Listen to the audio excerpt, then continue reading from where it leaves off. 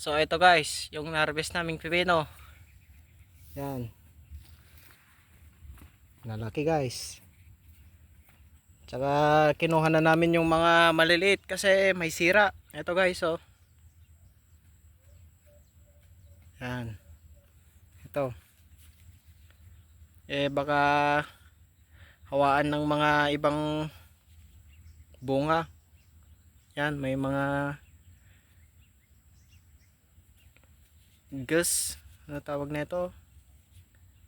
Yan. May mga insekto guys. Ito.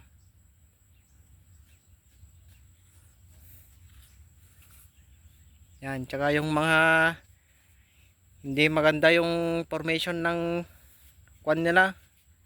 Yung pabengkong na pipino. Ito oh. Hindi straight. Ganito sana guys oh. Maganda. Kasi sumasabit guys. Ito oh. Mas mataba dito. Tapos dito payat.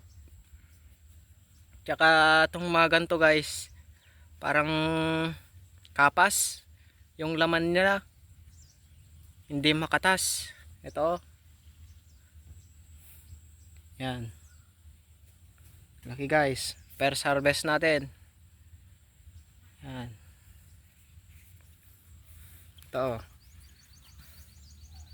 Lalaki. Yan.